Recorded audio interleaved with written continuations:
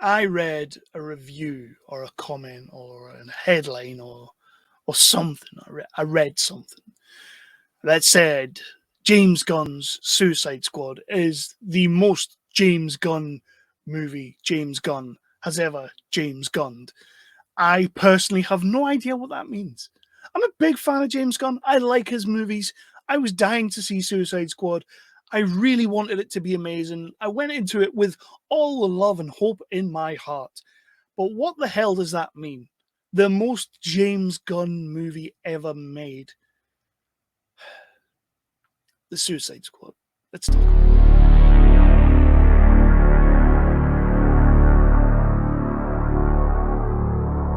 What's up, YouTube? My name is Kevin Halden. I'm back, and this is Nerdly Out Loud, the official channel of nerdly.co.uk, your favourite British website full of your news, reviews, and exclusive interviews. We like to cover everything from the big budget to the low budget to the no budget, with a special keen interest on the lower end of the scale. But today we are covering a massive, well, the critics would tell you box office success, but the numbers would tell you box office flop.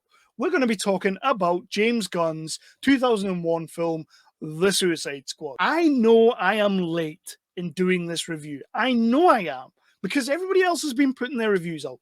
But I kind of fell in this weird pocket with this movie where I wasn't really sure what it was I thought. I knew I didn't hate the movie, but I also knew I didn't love the movie. And I found myself in this weird headspace where I actually kind of prefer David Ayer's version. People are going to give me shit for that. People are going to give me shit for that. And I don't care. This is my review. This is my opinion. And we're going to get into it. Because as I say, I didn't hate the movie. Guess I just had to get my feelings in a row on this film before I really sat down. Because it's DC. I love DC. I'm a DC whore. Please do, before we get into the review proper, all those wonderful, amazing things, why don't you hit that like, hit that subscribe, and ding that notification bell. The bell is a bell that will let you know whenever I put out an episode. Like that Domino's advert. It will come to your window and be like, Domino, ooh. I'll probably get sued for that shit. So thank you for doing all of that. If you have done, if you haven't done, please do think about it. If it's worth your time, if I'm worth your time, please do. Because it does help. It helps with the algorithms, I'm told, and it lets people know where we are, who we are, and what we do. That's pretty much my little pitch to you. So back when Suicide Squad came out, the David Ayer version, I didn't think it was the hot mess everybody else did. Like, I genuinely enjoyed the movie. I thought Harley Quinn was wonderful. I thought Margot Robbie just nailed that. I didn't hate Jared Leto's Joker. Like, okay, kill me, but I didn't hate it. It was a different take. And that's kind of what we should be getting with all these different universes. Every time they reboot this franchise or reboot the Batman or reboot whatever, we should get a different Joker. He was doing a different Joker. Did we get the Joker that we were promised? Hell no, we didn't. We were told that he was backstage sending condoms full of dead rats to Margot Robbie. Where was that? You know, where was that intensity? I do think there's a Joker performance in there that can be enjoyed. You just have to look past the ridiculous tats, the stupid laugh, and the fact that they gave us a picture of Jared Leto doing the Killing Joke pose, and we didn't get the Killing Joke. What are you doing? Like, you've ruined it already. But that's by the by. I like the team. I like the vibe of the movie, even if the first 10, 15 minutes was like a kid with ADHD, just giving us new intros and everything. But what I will say is James Gunn does owe a lot of thanks to that movie, because all the legwork had been done. Like, we now knew what the premise of the Suicide Squad was. Whether you were a casual fan or a diehard fan, we now knew the premise. He had done the legwork for James Gunn. So he could come in and just go, right, movie, right, characters, right, mission, let's go.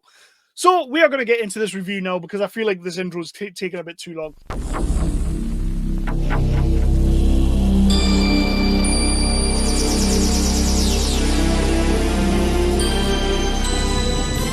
And now, our feature presentation.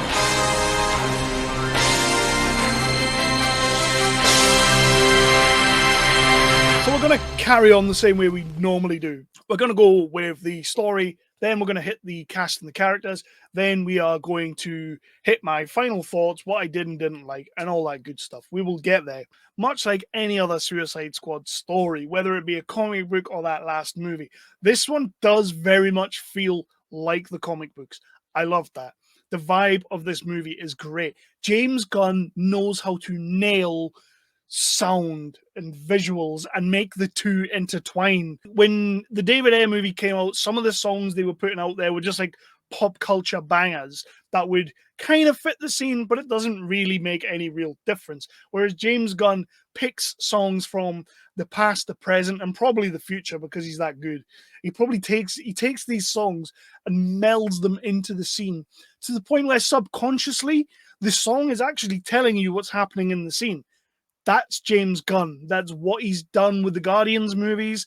Less so with the second one, but it's what he does. But this time out, he's also able to mix that with his kind of Tromaville days, where he's able to get gruesome, get gory, get blood all over the screen, because he's not making a Marvel movie, he's making a dark as hell DC movie. You know, this is James Gunn's perfect kind of superhero niche away from Marvel, because he gets to do what he wants, and that's throw blood at the screen. They basically get the team together. Rick Flag's still there.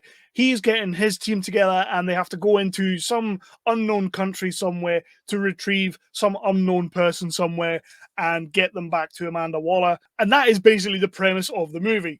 They go into the country of Unexplained Anywhere, and basically they all one by one start to die, because it turns out Idris Elba is the new leader of the Suicide Squad, and they're on the other side of the island, and Rick Flag and his pals were the decoys. There's a big silly battle at the end. That's pretty much it. Like, there's no real point in me diving into the storyline of this movie, because it's bonkers, it's cockamamie, it is just shenanigans. So let's talk about the team. Now, it was very obvious from the very get-go when the first trailer started dropping and the teaser started dropping and they started throwing out all the cast of characters.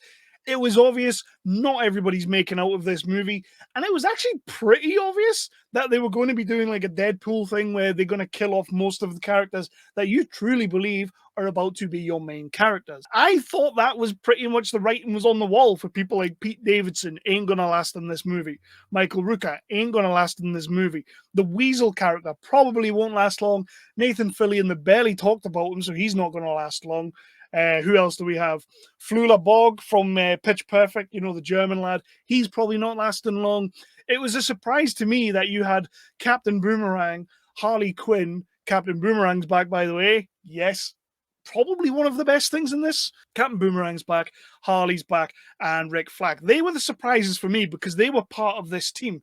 And I was kind of thinking, okay, so these guys are part of this team. How are they getting out of this? I'm expecting Michael Rooker and I'm expecting Pete Davidson just to die unceremoniously. I mean, they get some really good deaths. Who doesn't like seeing Pete Davidson's face disappear into him and just explode? Who doesn't love seeing that? I knew these guys were all going to go. But Rick Flag, Harley, and Boomerang in that team, I was a little bit kind of like, okay, so how are they going to get this out? How are they going to deal with this? And they deal with it as they do. So that was all fine. And then we meet our main team, the team we're spending the movie with proper. And that is obviously Bloodsport, Idris Elba. I love Idris Elba. I'm not going to say anything bad about the man. And to be honest, screw Heimdall. This was the superhero character you were supposed to be playing, Mr. Idris Elba. Yes. And then obviously he teams up with the Peacemaker, John Cena. I'm going to put it right out there on Front Street. John Cena, best thing in this movie. All the best lines, all the best scenes. John Cena knows what he's doing in this movie. And essentially, he's just playing John Cena, but a superhero version of John Cena, which is basically John Cena. But I loved him. I really, really enjoyed this. Like, his character was brilliant from start to finish. And I guess that's a lot to do with the fact that you don't know where he's going to go with it. You don't know what he's going to do with it. But yeah, Polka Dot Man's pretty cool. He's in there. Like, I wasn't really overly sold on him. King Shark's in there. Everybody's loving King Shark. I don't fully get the hype on King Shark right now. I think he's a good character. He's okay. He's got some brutal kills. So that was pretty sound. But I don't know, like I wasn't really overly fussed with King Shark, if I'm honest. Yeah, I guess I just wasn't. And the rat catcher 2 or whatever she's called, she's cool as balls. I liked her. Nice little bit of heart in the story, and it gets you a good way to throw in Taika Waititi, ladies and gentlemen. He turns up near the end. So that is pretty much our squad going forward. They are going in to try and save the squad. They kind of have to save Rick Flag, Harley Quinn, and all that good jazz. And they do this, and then everybody comes together, and it's just nonsense, cockamamie bollocks right the way till the end. Action scene after action scene. Blood after blood. Great, great, great, great, great. Cast and crew, I can't really fault them, but I will in a second. So let's get into what I did and what I didn't like. What I did like to start off with was the whole vibe of the movie. I genuinely think that James Gunn has a good sense of what he's doing with a comic book movie. He is the gore-tastic exploitation version of Zack Snyder. Zack Snyder, for me, is everything I want to see in my noir graphic novel. He's everything I want to see in a Batman movie, everything I want to see in a Superman movie. But James Gunn is more your, ragtag guys, the lower level guys, the bottom rung guys, the misfits, the losers. That's James Gunn's bread and butter. It's why it worked with Guardians of the Galaxy, and it's why it kind of works here. So I enjoy that. I like that. I think James Gunn's a great director. He knows what he's doing. What I did like as well, John Cena, I just think stole the show. He's absolutely phenomenal. He really is great in this movie. I love the gore. I love the surprise deaths. I thought some of them were pretty cool. I mean, the writing was on the wall the second they started showing you these characters. You straight away, oh, so we're doing that whole Deadpool thing. You're going to give us our characters at the start of the movie, and then they're all going to die, and then we have to carry on with our actual characters. Okay. I knew that going in, though. I can't really complain about that. It's a plot device. Viola Davis. Amanda Waller was probably quite easily, definitely the best thing about that first movie. And it was a shame because you kind of got the sense that they didn't know entirely what to do with Amanda Waller. She just seemed to be this overarching sort of puppet master that was just there to deliver some cool ass dialogue in a cool ass way, in a sassy way. And here she is in this movie with a ton more to do. Really fleshes out Amanda Waller. You see the human side, but you see the robot side of her. She is badass. Viola Davis, you are wonderful in this movie. Second only to John Cena. I'm sorry, he pips you, but wonderful. So I'm going to talk about what I didn't like. And here is a huge surprise for me. And this is where the movie kind of just fell apart for me in ways. And it took it from being a movie I was really enjoying to being a movie that I was just passively being entertained by. Harley Quinn. We know Margot Robbie is amazing as Harley Quinn. We know she can pull it out the bag. She nails this character every single time. Whatever version of it she's doing, she nails it. In here, I enjoyed the first 10, 15 minutes of Harley Quinn, kind of. But then I just lost interest. They take her on her own little mission kind of thing where she meets this like Cuban or whatever dignitary who like president, prime minister thing, who kind of loves Harley Quinn. And they just try and do this sort of mad love storyline with her, but it's not the Joker. And it is just crap. And at the start, when Javelin dies, she takes Javelin's javelin and uses it as her weapon. And she's like, I'll use it when I know. I will just know how to use it. I did not care for that. I really didn't. It's not really one of her superpowers. Give her the big freaking mallet. Give her that. If that's how you're going to pop the thing at the end, do that. It was just a storyline and a side mission I couldn't get by. But what it does when it does this is it adds a good 30 minutes to the movie that I'm just not invested in. I'm just not interested in that. Yes, we get a cool action scene at the end of it. That is pretty cool. We get that. But it's a whole part of the movie that I'm just completely like, meh. I'm just not interested. Like, why are we going down this road? And that's my main problem with this movie. Not just that story point, There's a few more going through the film that I just wasn't really invested in, that kind of just annoyed me. And Peter Capaldi's in here. And if you're going to hire Peter Capaldi, you better use the best version of Peter Capaldi. And in this, he's just kind of there to do that third act exposition dump. Anybody could have done that. We didn't need Peter Capaldi to come in here and take on this random character and do that. Yeah, just whatever.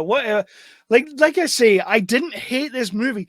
It just lands in a very weird space for me where I'm like, I don't even know if I'm enjoying this anymore. I feel like I'm kind of just watching it and having orgasms because of the action, the music, the colors, and the blood. That's kind of where I ended up being. So for me, like, if you just want a straight up entertaining movie that you don't really have to think about and is a little bit too long, it's the Suicide Squad. Definitely the Suicide Squad. There are some great characters in there. There are some great character work, some great acting, but it's outdone by the fact that I guess I just didn't care. That's not your problem as a viewer. That's not the filmmaker's problem as a filmmaker. The actors as the actors. That is my problem. I wanted this movie to add to this universe. I don't know where the Snyderverse is going. People are saying the Snyderverse is dead. It's done. It's gone. Well, if that's the case, why is he still the producer on this movie? He's an executive producer along with his wife on this movie. If the Snyderverse no longer exists, take his name off it. Take his name off it because I don't really care, right? Okay, so that's dealt with. I just don't know where it fits in. Is it starting a new thing? Is it carrying on? Because it is a reboot prequel. It's a rebequel. I'll just give my rating. My rating for this movie is a 2.5. And it's not even a strong or a weak 2.5. It's more of a, I'm just going to go down the middle because it's easy 2.5. It's easy just to sit on the fence. The movie didn't offend me. I was entertained, but I didn't love it. And it's a DC movie in the DC universe with DC characters. I should have loved this movie. I mean, Justice League poster behind me, Aquaman beside me, Superman poster thing behind me. I've got a tattoo on my back of Batman characters. I'm a DC whore. I should have come out with this movie being like, that was the best film ever. And people who are putting this in their top 3 comic book movies of all time, you are mental. You need to go to the doctors. You need to get yourself checked because that is dumb. That is dumb. That list is still reserved for 3 particular movies, and we'll not get into it here, but it's reserved for 3 particular movies. I wouldn't even say this is in the top 3 of DC's latest batch of films. You know, for me, still Justice League sits in there. If you're going to include it, it sits in there. I think Man of Steel sits in there. Shazam sits in there. Birds of Prey has got a shout to be in there. You know, all those movies are better than this movie. That's just how I feel because those movies made me feel something and they made me feel a kind of way. So, yeah, I'm going to wrap it out now because I'm just starting to babble. 2.5 for the Suicide Squad. I genuinely liked this movie. I was entertained. I enjoyed it. I just didn't love it. And I hold my DC movies to a way higher standard. You can't just entertain me. That's not enough for me with these movies.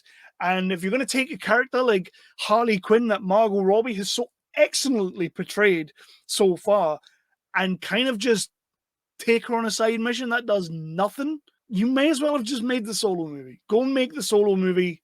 Do it now. Do it. So yeah, 2.5 Suicide Squad. But yeah, please do all of those wonderful things. Hit me in the comments if you don't agree with anything I've just said.